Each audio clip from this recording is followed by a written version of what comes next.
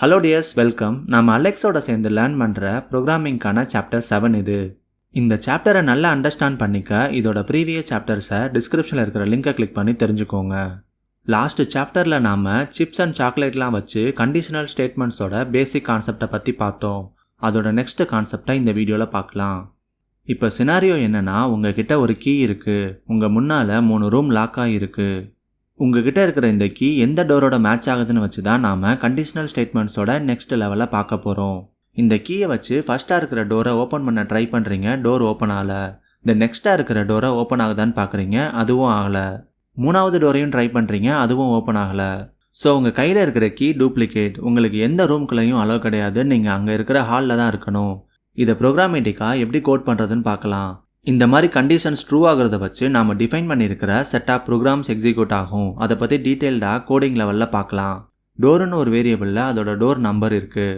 உங்ககிட்ட இருக்கிற கீயை வச்சு ஃபஸ்ட்டு டோரை ஓப்பன் பண்ண முடியுதா? அப்போ இந்த சினாரியோக்கான கோடிங்கை பார்க்கலாம். If door equal to 1 then print you are in room 1. அந்த பர்டிகுலர் கண்டிஷனுக்கு உள்ளே இருக்கிற பிரிண்ட் ஸ்டேட்மெண்ட்ஸ் எக்ஸிக்யூட் ஆகும். சப்போஸ் டோர் 1 ஓப்பன் ஆகலை, நெக்ஸ்ட்டாக இருக்கிற டோர் தான் ஓப்பன் ஆகுதுன்னா ஃபஸ்ட்டு கண்டிஷன் ஃபெயில் ஆகிட்டு நெக்ஸ்ட்டாக இருக்கிற எல்ஸ் இஃப்குள்ளே வரும். அதுக்கான programming L if door equal to 2 then print you are in room 2. இந்த ஃபஸ்ட்டு 2 கண்டிஷனும் ஃபெயில் ஆகிட்டு 3வதாக இருக்கிற டோர் ஓப்பன் ஆகுதுன்னா அதுக்கான coding L if door equal to 3 then print you are in room 3. In case நாம் ஃபஸ்ட்டு பார்த்த scenario மாதிரி உங்ககிட்ட இருக்கிற கீயை வச்சு எந்த டோரையும் ஓப்பன் பண்ண முடியலன்னா அது ஃபைனலாக இருக்கிற எல்ஸ் கேஸ்க்குள்ளே வரும், no rooms allocated for you. இந்த 3 டோர்ஸ்க்கு மேட்ச் ஆகாத மற்ற எந்த கீஸ் வச்சு ட்ரை பண்ணாலும் இங்கே ஃபைனலாக இந்த எல்ஸ் கேஸ்க்குள்ளே தான் வரும். இதுதான் கண்டிஷனல் ஸ்டேட்மெண்ட்ஸோட எல்ஸ் இஃப் கண்டிஷன்ஸ். இந்த எக்ஸாம்பிள் கன்ஃபியூஸ் ஆகிற மாதிரி இருக்கா? அப்போ நமக்கு ஈஸியாக அண்டர்ஸ்டாண்ட் ஆகிற மாதிரி வேற ஒரு எக்ஸாம்பிள் பார்க்கலாம். 1 to 10க்குள்ளே ஒரு நம்பர் சொல்கிறேன். அந்த நம்பர் உங்கள் ஸ்க்ரீனில் டிஸ்பிளே ஆகிற கண்டிஷன்ஸில் எது கூட மேட்ச் ஆகுதுன்னு நீங்கள் சொல்லணும். Given number is equal to 5, given number is greater than 5, given number is less தென் 5. இந்த எக்ஸாம்பிள் ஈஸியாக புரியும்னு நினைக்கிறேன். இதுக்கான ப்ரோக்ராமிங் எப்படி பண்ணுறதுன்னு பார்க்கலாம். Number equal to 5. நம்பருங்கிற வேரியபிளில் வேல்யூ 5 டிக்ளேர் ஆகிருக்கு. First condition if number equal to 5 then print given number is equal to 5. If else கண்டிஷனை பொறுத்தவரை நம்ம மென்ஷன் பண்ணியிருக்கிற கண்டிஷன்ஸ் ட்ரூ ஆனால் மட்டும்தான் அதுக்கு கீழே டிக்ளேர் பண்ணியிருக்கிற கோடிங் பார்ட் எக்ஸிக்யூட் ஆகும். இல்லைனா அந்த பிளாக் கம்ப்ளீட்டாக ஸ்கிப் பண்ணிவிட்டு நெக்ஸ்ட் பிளாக்குள்ளே போயிடும். இங்கே ட்ரூ ஃபால்ஸ் மேட்ச்னு சொல்கிறது கரெக்டான கீயை வச்சு டோர் லாக்கை ஓப்பன் பண்ணுற மாதிரி. நம்ம ரெக்யர்மெண்டோட அடுத்த கண்டிஷன் கொடுத்துருக்கிற நம்பர் 5ஐ விட அதிகமானு பார்க்கணும். அதுக்கான coding L if number greater than 5 then print given number is greater than 5.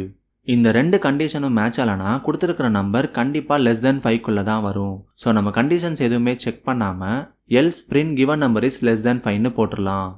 If கண்டிஷன்ஸோட basics இவ்வளோ தான். நெக்ஸ்ட் இன்னொரு எக்ஸாம்பிள் பார்க்கலான்னு திலோ ரகு அண்ட் அலெக்ஸை பார்த்து லாஸ்ட் எக்ஸாமில் அவங்க கிரேட் என்னன்னு கேட்குறா. ரகுவும் அலெக்ஸும் அவங்களோட கிரேடை சொல்கிறாங்க. ஜென்ரலாக ஸ்கூலில் அவங்க வாங்குகிற டோட்டல் மார்க்ஸை வச்சு ஏபிசிடின்னு கிரேடு கொடுத்து கேட்டகரைஸ் பண்ணுவாங்க.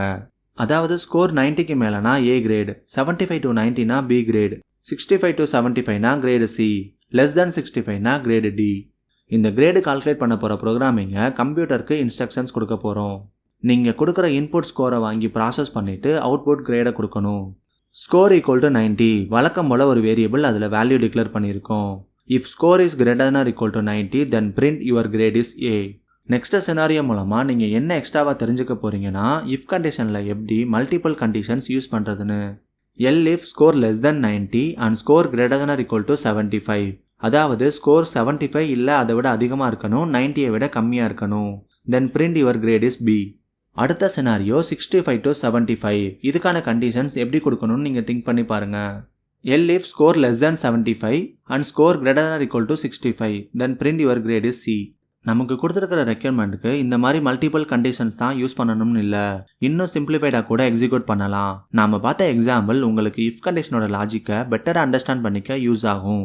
ஃபைனலாக இருக்கிற சினாரியோ வேறு எந்த ஸ்கோர் வந்தாலும் யுவர் கிரேட் இஸ் டின்னு பிரிண்ட் பண்ணிடலாம். இதுதான் இஃப் எல்ஸ் ப்ரோக்ராமிங்கோட பேசிக்ஸ். ப்ரோக்ராமிங்கை பொறுத்தவரை தியரியாக கேட்கும்போது நல்லாவே அண்டர்ஸ்டாண்ட் ஆன மாதிரி தான் இருக்கும். ஆனால் கோடிங் எக்ஸிக்யூஷன் வரும்போது தான் நல்லா ஸ்டக் ஆகும். அதை சரி பண்ண நாம் நிறைய எக்ஸசைஸ் ட்ரை பண்ணி பார்க்கணும். அந்த விதத்தில் இந்த இஃப் எல்ஸ் கண்டிஷனுக்கான ப்ராக்டிக்கல் எக்ஸாம்பிள் இது. இதை நீங்கள் ஓனாக ட்ரை பண்ணி கோடிங் ஷேர் பண்ணுங்கள். கொடுத்துருக்கிற நம்பர் பாசிட்டிவ் நம்பரா இல்லை நெகட்டிவ் நம்பரான்னு சொல்லணும். இதை ட்ரை பண்ணி பார்த்துட்டு சொல்லுங்கள். நெக்ஸ்ட் செஷனில் லூப்பிங் ஸ்டேட்மெண்ட்ஸ்லாம் பற்றி பார்க்கலான்னு திலோ கன்டினியூ பண்ணுறா. எஸ் கைஸ், இதுவரை பார்த்த எக்ஸாம்பிளில் இருக்கிற டவுட்ஸ் அண்ட் கிளாரிஃபிகேஷன்ஸ் அண்ட் நீங்கள் நியூவாக தெரிஞ்சுக்கணும்னு நினைக்கிற டாபிக்ஸ்லாம் கமெண்ட்ஸில் ஷேர் பண்ணுங்கள். அதெல்லாம் பற்றி நெக்ஸ்ட் வர வீடியோஸில் டீட்டெயில்டாக பார்க்கலாம். தேங்க்ஸ் ஃபார் வாட்சிங். See you soon.